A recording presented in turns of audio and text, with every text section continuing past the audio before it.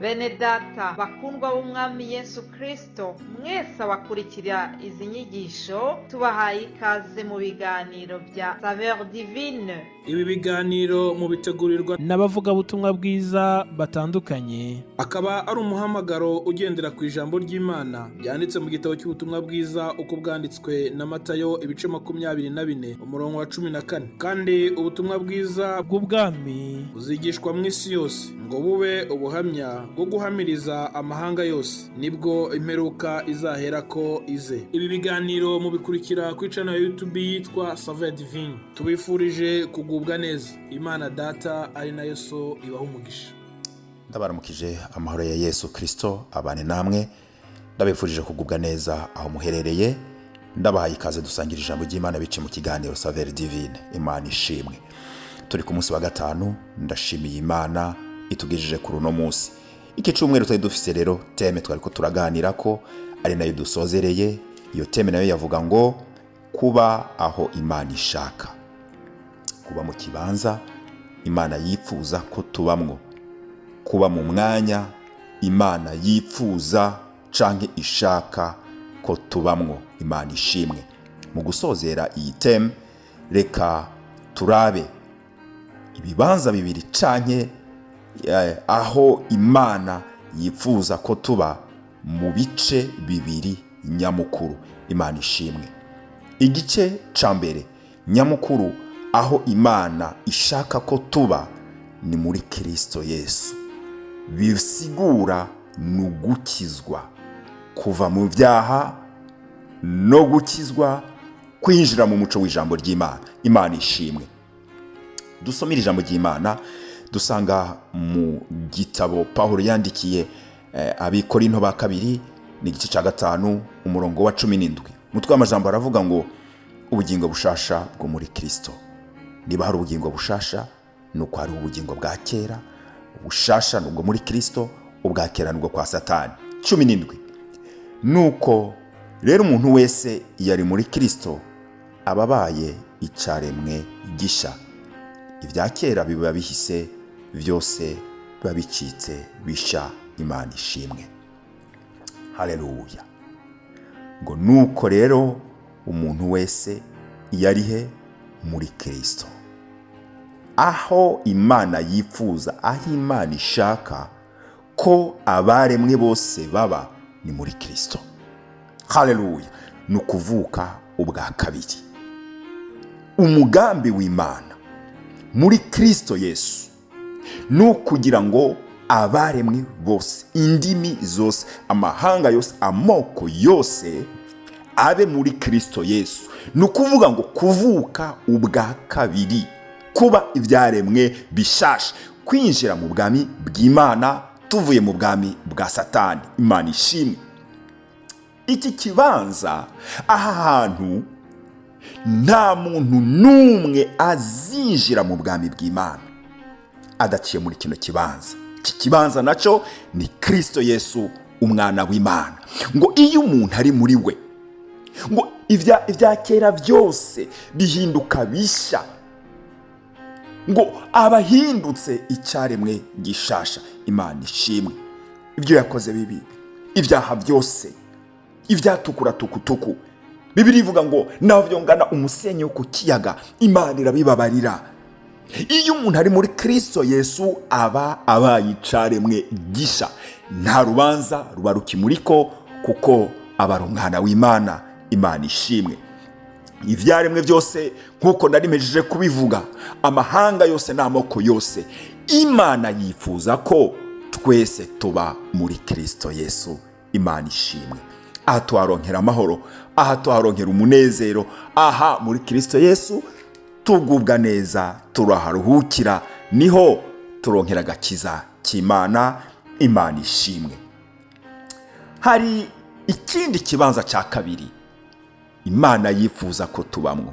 Ico naco ni umuntu wese ku gatwe kiwe, ni umuntu wese ku giti ciwe. Dusoma ijambo ry'Imana dusanga mu gitabo c'Abefeso igice ca 4, turasoma ku murongo wa 11. Haravuga ngo kandi yahaye bamwe kuba intumwa, abandi ibaha kuba abavugishwa nawe, abandi ibaha kuvuga ubutumwa bwiza, abandi kuba abungere n'abigisha. Imana ishimwe.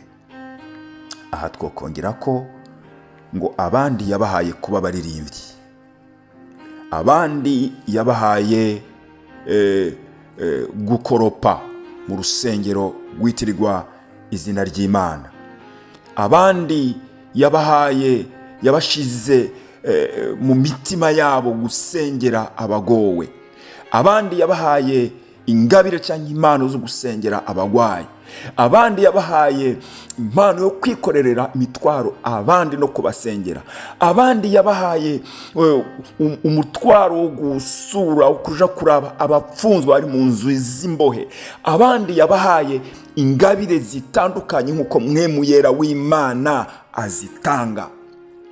Iyo umuntu ari muri Kristo Yesu, cya kibanza cya mbere nyamukuru aho Imana yifuza ko abaremwe bose baba, iyo umuntu ageze muri kijya kibanza aricyo cyo muri Kristo Yesu, uhoraho Imana mu nzira ya Mpwemu Yera atanga impano, atanga ingabire. Haleluya. Abari muri Kristo Yesu, Imana ibaha ingabire, ibaha ibikorwa bakwiye gukora mu bwami bw'Imana, ibaha intumbero, igahamagara mu izina ngo wewe naka kuko uri muri Kristo Yesu ndaguhaye igikorwa cyo kuvuga ubutumwa, igahamagara mu izina ngo wowe naka kuko uri muri Kristo Yesu ndaguhaye igikorwa cyo kwigisha, cyo kuba umwungere, cyo guhanura, cy'ubuvugishwa. Nawe ndaguhaye igikorwa, ndaguhaye ingabire, twese hamwe abamaze kuba muri Kristo Yesu hariho imirimo Data yaduhaye. Imana hirya yo kukwifuza kuba muri Kristo Yesu irifuza ko wewe n'ingene yaguhamagaye hamwe wari wenyene atanumwe muri kumwe, Imana hari ikibanza kwifuzamwo, irifuza ko uba mu kibanza cawe, mu muhamagaro wawe, aho yaguhamagariye kuyikorera. Imana ishimwe. Haleluya.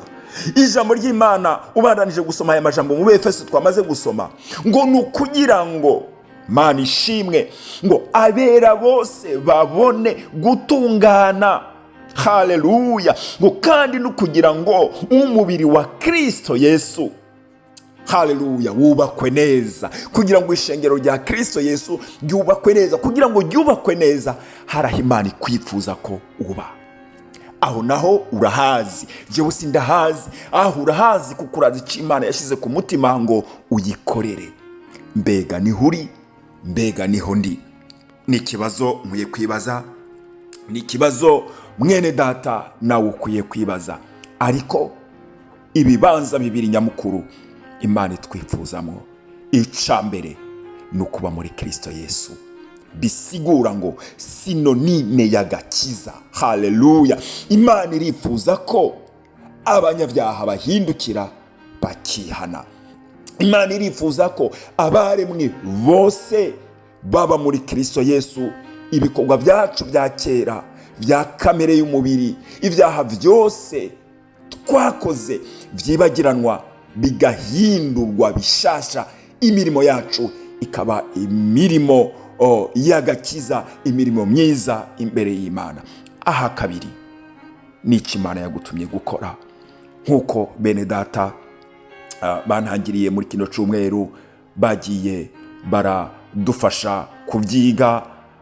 Muribuka ba Eliya, Imana imubwira ngo hunga, Imana imubwira ngo jahanaha, Imana imubwira ngo ja Zerifati ku mupfakazi, genda kuri kariya kagezi nzo kugirira neza. Imana ihamagara Mose imubwira ati duga ku musozi ndagukeneye. Imana ibwira umuntu wese ku giti ciwe aho ishaka ko aba.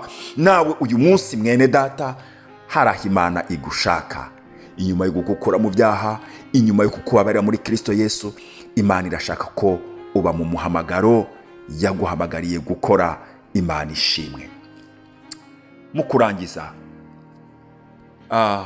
birashoboka kumvise iri jambo ry'Imana utaratera intambwe ya mbere yo kuba muri Kristo Yesu. Mwene data, wumvise iri jambo kuri uno munsi, ntunangire umutima, umvira ijambo ry'Imana. Haleluya! Akira umwami Yesu nk'umwami n'umukiza, aguhindurire ubugingo kugira ngo ube icaremwe gishasha. Nawe wakiriye Kristo Yesu, nube ingumba mu ishengero ry'Imana. Hagarara mu muhamagaro wawe, uko wavuganye n'Imana, kora ico Imana ikubwira gukora.